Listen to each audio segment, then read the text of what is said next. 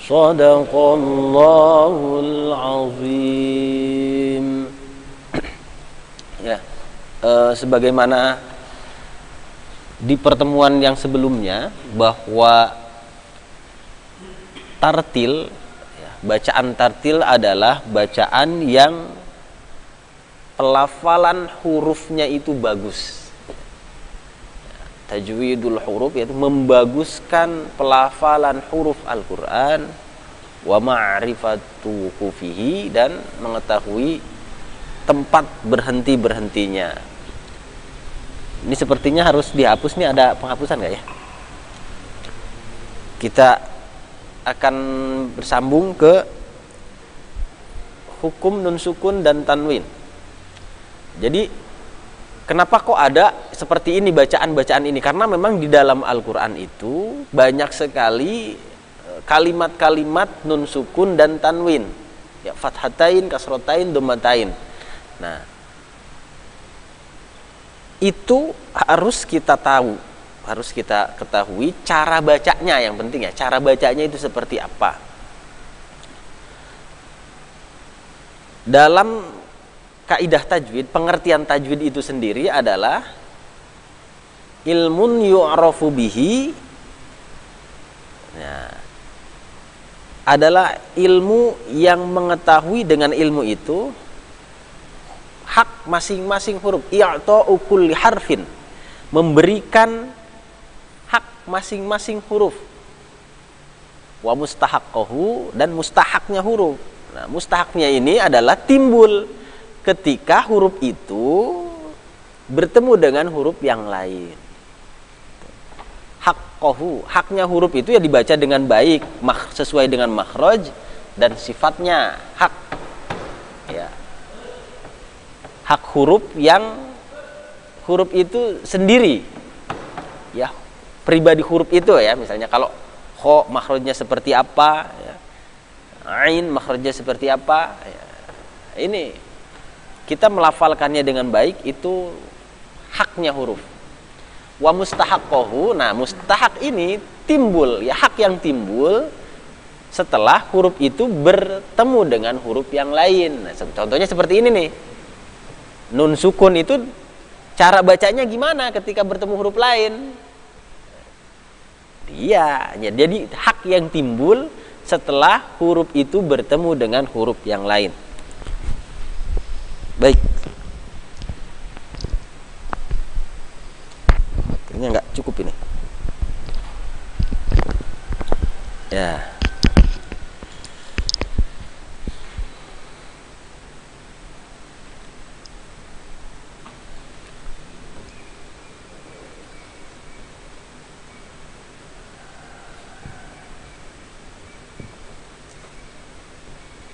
Nun sukun atau tanwin, fathatain, kasrotain, dhammatain. Nun sukun atau fathatain, kasrotain, dhammatain. Nah, ini yang disebut dengan mustahaknya. Hak yang timbul setelah huruf ini akan bertemu dengan huruf hijaiyah. Hukumnya ini ada 4 secara globalnya ya. Yang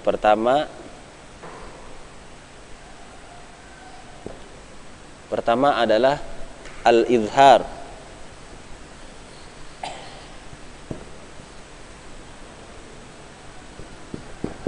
Izhar. Izhar, jelas, zohir. Ya. Yang kedua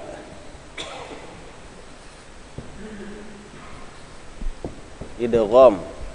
Saya hanya menyarikan dari buku yang sudah ada ya. Yang sudah ada. Yang ketiga, nah, nanti satu-satu ya. Kita sebutkan dulu.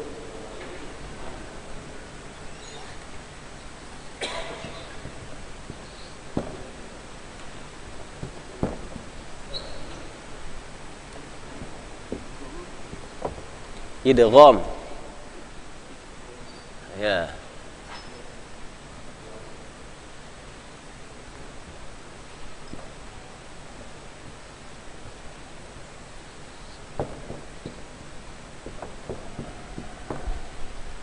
Yang pertama izhar. Jadi nun sukun atau tanwin ini yang pertama dibacanya jelas. Izhar artinya jelas. Dia dibaca jelas. An, in, un, man, min, mun. Nah, pertamanya dia dibaca jelas. Nah, ada yang dia melebur. Nun sukunnya melebur, artinya nunnya nggak dibaca sama sekali. Dia masuk. Melebur masuk ke huruf selanjutnya. Ini artinya masuk atau melebur. Masuk atau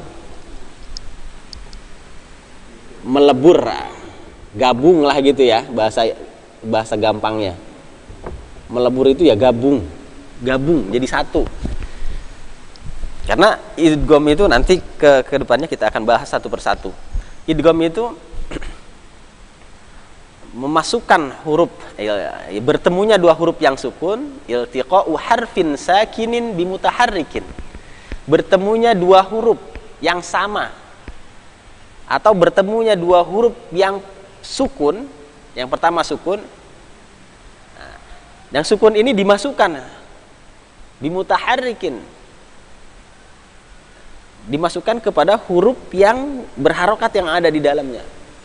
Haitsu yasirani harfan musyaddadan, sehingga menjadi dua huruf yang bertasydid, yang seolah-olah dia itu bertasydid. Ini idgham. Jadi masuk nun sukun bertemu ya, man yaqulu. Nah, ini dimasukkan. Dimasukkan itulah disebut idgham. Mai, melebur dia. Mai yaqulu. Ini melebur. Ada yang berubah sama sekali. Berubah ya. Atau dia memakai huruf lain ya. Kalau ini mah masuk, kalau ini mah berubah sama sekali, berubah aja. Dan ini ada yang tidak jelas, samar, tidak jelas ya.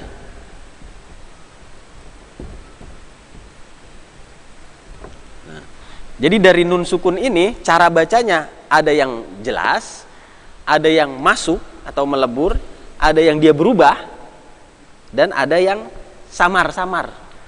Kadang-kadang dibaca nunnya kayak ada gitu. Nunnya itu kayak ada tapi kok nggak ada. Ya, seperti nun sukun bertemu ta, anta, tapi tidak jelas anta, nggak begitu banget. Anta. Nah, samarnya ini tidak jelasnya disertai dengan iringan dengung. Nah, baik. Ini satu-satu saja kita akan bahas. Pertama, untuk pertemuan kali ini membaca jelas. Ya, nun sukun dibaca jelas. An, in, un, man, min, mun. Dibaca jelas. Ketika bertemu apa? Ketika huruf ini, huruf nun sukun ini. Yang pertama izhar adalah nun sukun atau tanwin, fatatain, kasratain, domatain, bertemu 6 huruf yang ada di tenggorokan. Awal-awal kita melatih huruf tenggorokan ya. Nah, ini huruf-hurufnya. Yang pertama hamzah, yang kedua ha, dari bawah ya, hamzah, ha. Yang ketiga ain. Yang keempat kha. Ha dulu ya. Ain dan ha di tengah-tengah. Yang kelimanya ghain. Yang keenamnya kha. Sini huruf tenggorokan. Hamzah, ha, ain, ha tengah-tengah, ghain, kha paling atas. Nah, ketika nun sukun ini bertemu dengan ke-6 huruf ini, contohnya hamzah, man amana, harus betul-betul jelas, man amana, mannya itu betul-betul jelas ya. Man, min, misalnya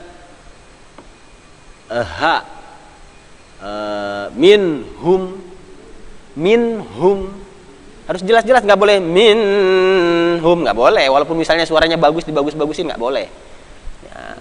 Minhum, jelas saja minhum. Ya, maksudnya nun sukun di sini diketuk satu aja, minhum, langsung pindah ke huruf selanjutnya, minhum. Beda kalau dengung ataupun dimasukkan, dia bisa jadi 2 ketuk atau sampai 3 ketukan.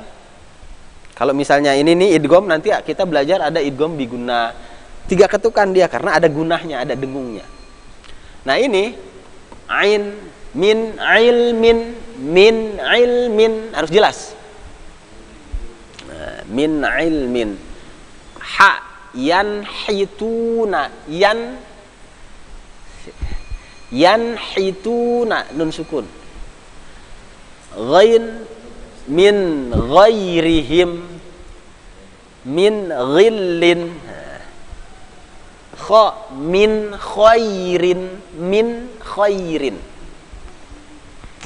Nis. Jadi ada yang nunnya dibaca jelas. Oh, kok ini harus belajar? Ya itu karena tadi kaitannya dengan mustahak huruf. Ya, hak yang timbul setelah huruf itu bertemu dengan huruf yang lain. Ini harus dibaca gimana nih? Tuh ya. Tuh, ada yang dibaca jelas, ada yang melebur, ada yang berubah, dan juga ada yang samar-samar saja dibacanya. Ya, samar. Itu barangkali untuk sebetulnya nanti harus ada latihannya ya, harus dilatih, melatih bacaannya. Tapi kalau izhar sih gampang saja ya, seperti itu bacanya, berarti harus jelas. Nah, yang penting ingat-ingat aja huruf-hurufnya. Huruf-hurufnya semuanya ada di tenggorokan. Ya, huruf-hurufnya semuanya ada di tenggorokan, dirasakan saja. Berarti ketika nun sukun atau tanwin bertemu ke-6 huruf itu, bacanya harus jelas. An, in, un, man, min, mun.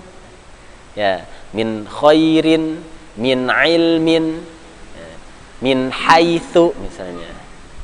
Jadi harus dijelaskan bacanya. Baik, untuk pertemuan saat ini alhamdulillah saya rasa cukup saja. Ada yang ditanyakan? Kalau idgham, karena idgham ini nanti ada yang disertai dengung, ada yang tidak disertai dengung. Jadi memang mungkin agak panjang besok. Iya, jangan dipanjangin. Iya. Min haitsu, min haitsu. Jadi apa? Kalau min ha, contohnya begini ya. Tidak boleh ada huruf apa yang memanjang ya. Tidak boleh ada ketukan tambahan, misalnya an,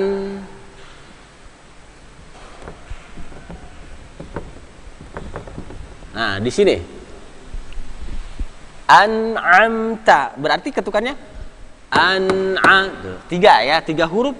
Kalau misalnya ini 1, 2, 3, 4, 5, berarti 5 ketukan ini, itu udah aja 5 aja. An'amta, ininya juga dijelaskan ya.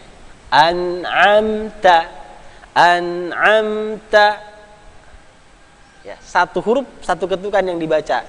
Tapi berbeda ketika nanti ini idgham. Ya. Huruf yang bertasdid itu seolah-olah 2 huruf yang sama, pertama sukun itu. Huruf yang bertasdid ya. Kalau misalnya ini, kita ini aja kita latih dulu ya.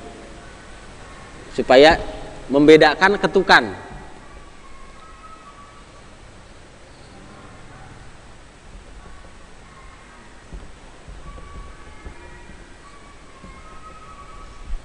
Nah, kalau yang ini dia ininya melebur ke sini. Nah, maka tasdid di sini sebetulnya adalah pengganti dari kedudukan. Ya, nanti nun sukunnya. Nun sukunnya dimasukkan. Idgham itu artinya masuk. Ya, masuk ke sini.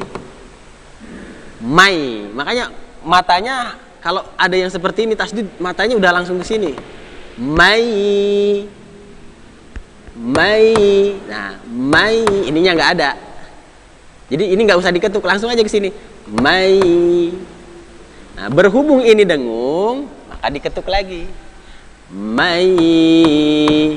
Nah, bedanya itu. Yang disertai dengung dan yang tidak disertai dengung. Insya Allah pertemuan selanjutnya ya kita akan bahas yang secara mendetil. Tapi yang jelas pengetukannya ya, mai. Mai. Nah, kalau misalnya dua ketukan doang di sininya, berarti nggak dengung. Cuma kalau misalnya 3 berarti disertai dengung. Itu bedanya. Insya Allah contoh-contohnya besok saja kita akan berikan dua kategori ini, yang dibaca jelas dan yang masuk melebur ke sini ya, insya Allah.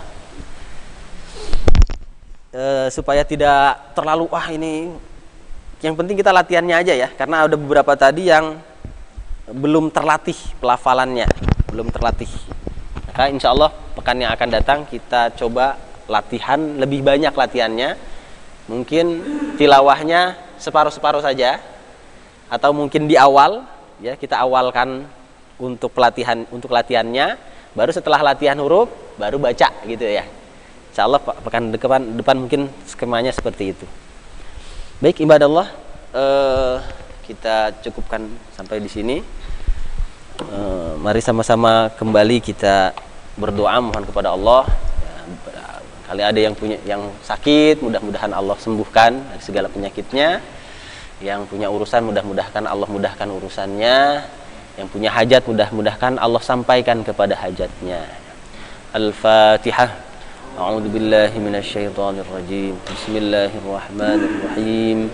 Alhamdulillahi rabbil alamin. Arrahmanir rahim. Maliki yaumiddin. Iyyaka na'budu wa iyyaka nasta'in. Ihdinas siratal mustaqim. Siratal ladzina an'amta 'alaihim ghairil maghdubi 'alaihim waladdallin. Amin. Bismillahirrahmanirrahim. Alhamdulillahirabbil alamin. Allahumma shalli wa sallim wa barik ala sayidina Muhammad wa ala ali sayidina Muhammad. Allahumma nawwir bil Qur'ani absarana washrah bihi sudurana wa yassir bihi umurana wa atlik bihi alsinatina wa farrij bihi kurbana wa nawwir bihi qulubana wa qawwi bihi azmana wa akrim bihi lumbana warzuqna tilawatal Qur'an wa habbal ilmi ya qadiyal hajat. Akrimna bi anwa'il khairat fa innahu la hawla wa la quwwata illa bika fi jami'il hasilat. Wa sallallahu ala sayyidina Muhammad wa ala alihi wa sahbihi wa sallam walhamdulillahi rabbil alamin. اللهم ارحمنا بالقرآن واجعله لنا إماما ونورا وهدى ورحمة.